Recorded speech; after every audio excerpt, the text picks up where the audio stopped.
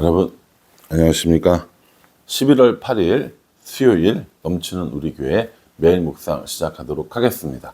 오늘 본문 말씀은 욥기 5장 1절부터 27절까지 말씀입니다.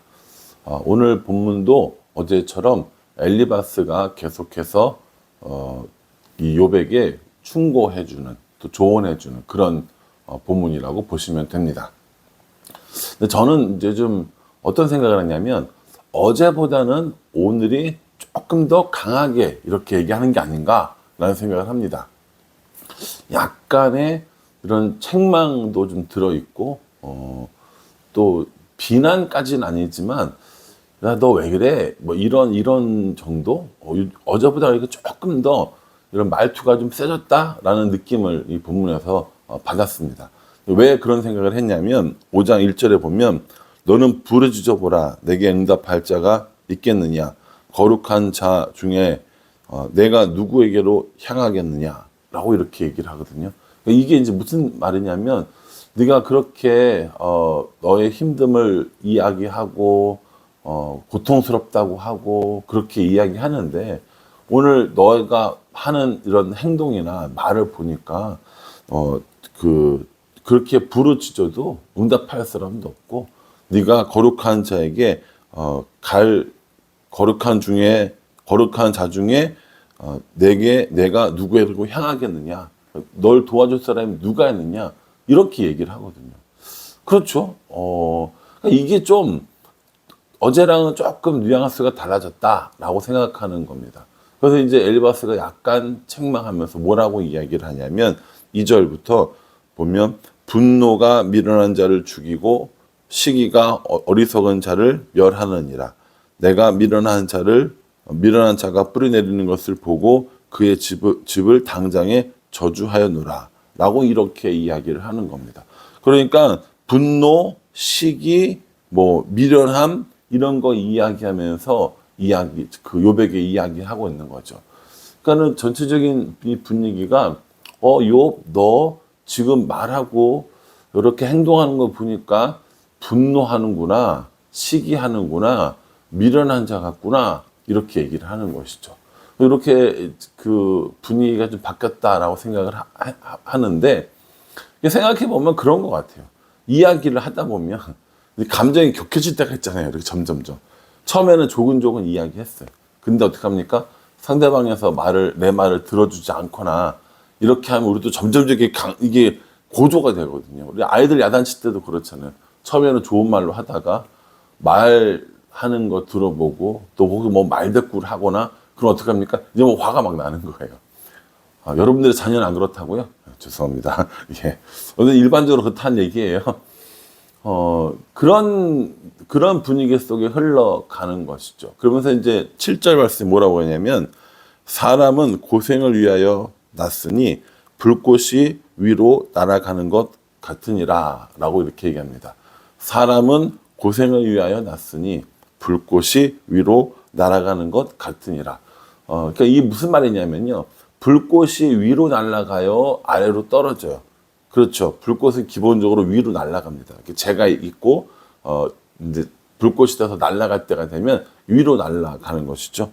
그래서 이제 불꽃이 위로 날아가고 재가 위로 날아가듯이 사람에게 당한 고난은 당연한 거다.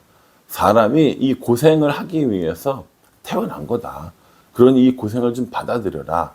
이렇게 이야기를 합니다. 그러면서 오늘 8절 본문 말씀에 이렇게 얘기합니다. 나라면 하나님을 찾겠고 내 일을 하나님께 의탁하리라. 예. 나라면 하나님을 찾겠고 내 일을 하나님께 의탁하리라. 우리 이거 참 잘하는 거잖아요. 우리가 다른 사람한테 아유 나라면 이렇게 하겠어 이런 얘기 어쩝니까? 굉장히 많이 하죠. 입 밖으로 내지 않는다 손 치더라도 우리 마음속으로 아유 저런 일을 당했으면 나라면 이렇게 하겠네 라는 이야기를 아마 할 겁니다. 그러니 엘리바스 입장에서는 충분히 그럴 수 있는 거죠. 지금 욥이 낙심해 있고 자신의 고난을 한탄하고 슬퍼하고 이러고 있으니까 욥 너 그렇게 분노하지 말고 그렇게 미련한 자처럼 하지 말고 나 같으면 나 같으면 하나님을 찾겠고 지금 내 상황을 하나님께 의지하겠어. 이 얘기인 거죠. 그러면서 이 엘리바스가 알고 있는 하나님, 엘리바스가 경험한 하나님이 어떤 하나님인 줄을 쭉 이야기해 줍니다. 그 본문 나오는 얘기가 9절부터 15절까지 나오는 거예요. 9절부터 15절을 쭉 읽어보면 자신이 하나님을 어떻게 알고 있는지 고백하고 있어요. 9절만 한번 볼게요. 하나님은 헤아릴 수 없이 큰 일을 행하시며 기이한 일을 셀 수 없이 행하시라니. 하나님 어떤 분이십니까? 헤아릴 수 없이 큰 일을 행하시며 기이한 일을 셀 수 없이 행하시는 하나님이십니다. 이렇게 엘리바스가 하나님을 알고 있다라는 거예요. 여러분, 이 엘리바스의 이 이야기가 틀렸습니까? 엘리바스의 이 하나님에 대한 고백이 잘못된 겁니까? 저는 이거 여러 번 읽어봤는데 엘리바스의 이런 그 하나님에 대한 고백이 잘못됐다고 생각하지 않습니다. 그래서 이 엘리바스가 자신이 알고 있는 하나님을 쭉 얘기하다가 16절에 이렇게 얘기합니다. 그러므로 가난한 자가 희망이 있고 악행이 스스로 입을 다무느니라. 예, 얼마나 맞는 말입니까? 하나님이 이러한 분이니까, 하나님이 우리에게 이렇게 해주시는 분이니까, 그러므로 가난한 자가 희망이 있고 악행이 스스로 입을 다문다고 했어요. 그러니까 악행이 없어진다는 거고요. 가난한 자가 어떻게 된다는 겁니까? 희망이 있다라는 거죠. 무엇 때문에? 하나님 때문에. 하나님이 이러하신 분이기 때문에 9절부터 15절까지 하나님이 이러하신 분이기 때문에 그러므로 가난한 자에게 힘이 있고 악행이 스스로 물러간다. 이렇게 이야기하는 겁니다. 얼마나 좋은 묵상입니까? 제가 볼 때는 100점짜리 묵상이라고 보여집니다. 하나님에 대해서 이렇게 잘 고백을 하다니요. 예. 그렇게 이야기를 하면서 또 뭐라고 얘기하냐면 17절에 볼지어다 하나님께 징계받는 자에게는 복이 있나니 그런즉 너는 전능자의 징계를 없이 여기지 말지니라 라고 이렇게 얘기합니다.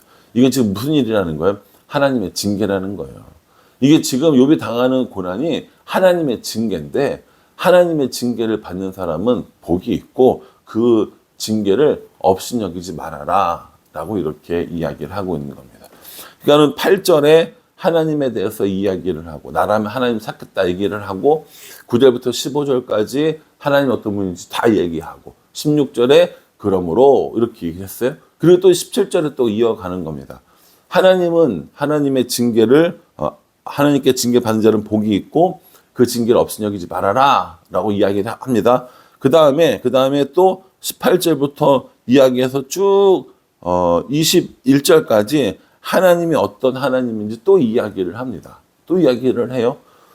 그렇게 한 다음에 뭐라고 이야기를 하냐면 22절에 이렇게 얘기합니다.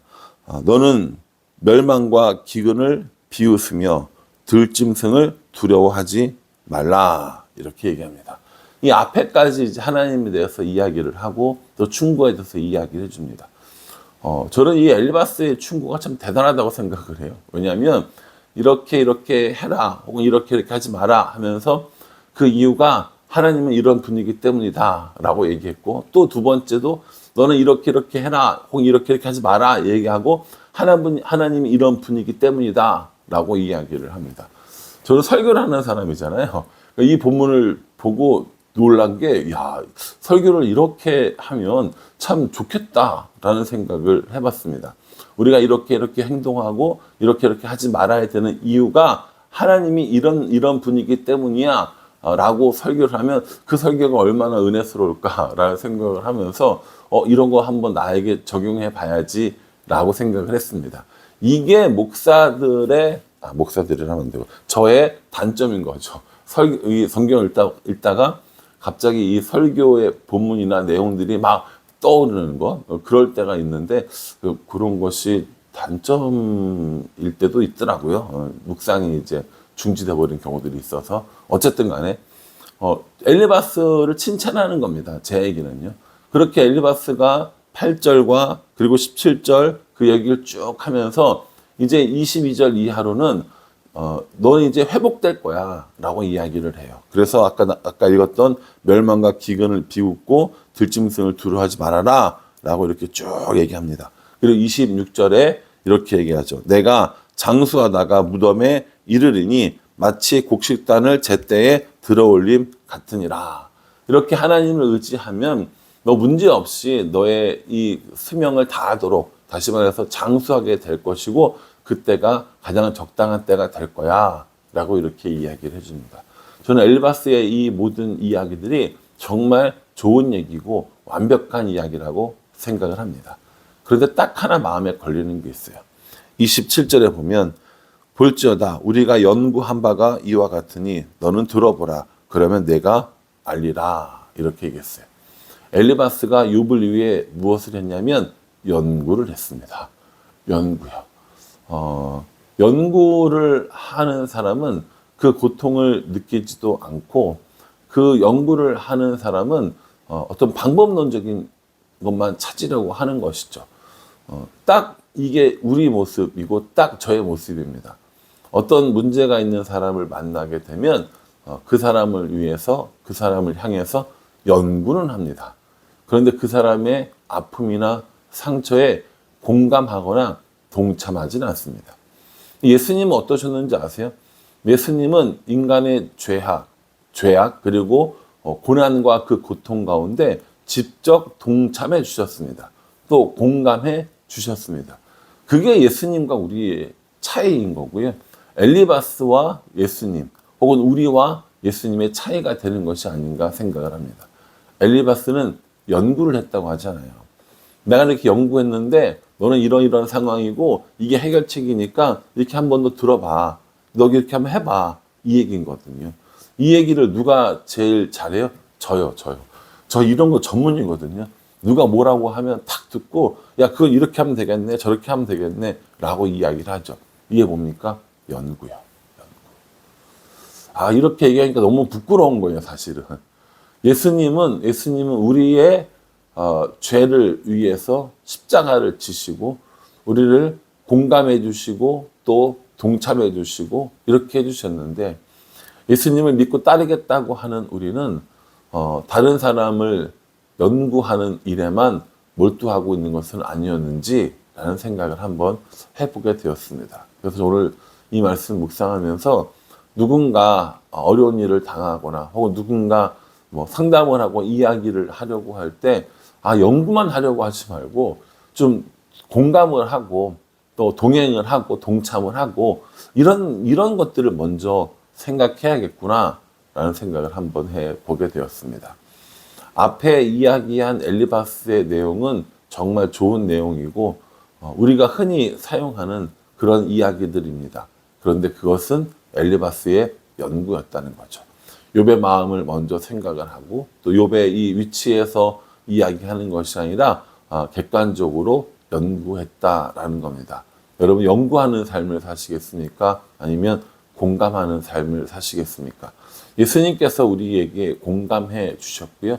예수님께서 우리에게 동참해 주셨습니다. 그러니 우리는 연구에 앞서 누군가를 위해서 공감하고 그들과 함께 동행하고 그 고난에 동참하는 것이 먼저이지 않을까라는 생각을 해보게 됩니다.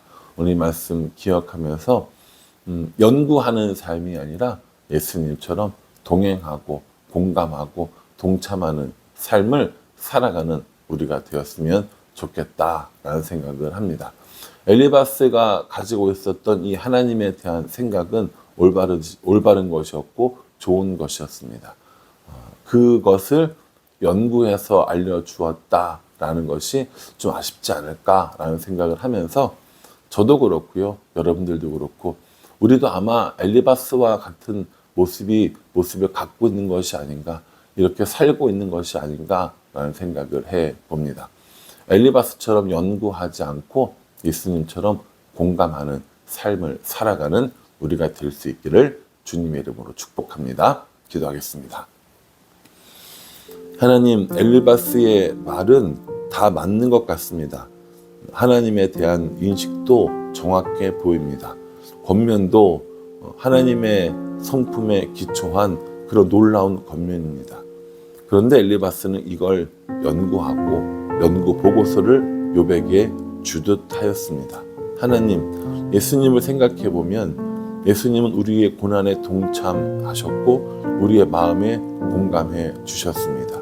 그러니 연구보다 동참과 공감, 동행이 먼저인 줄 깨닫고 우리가 그러한 삶을 살 수 있도록 인도하여 주시옵소서. 예수님의 이름으로 기도합니다.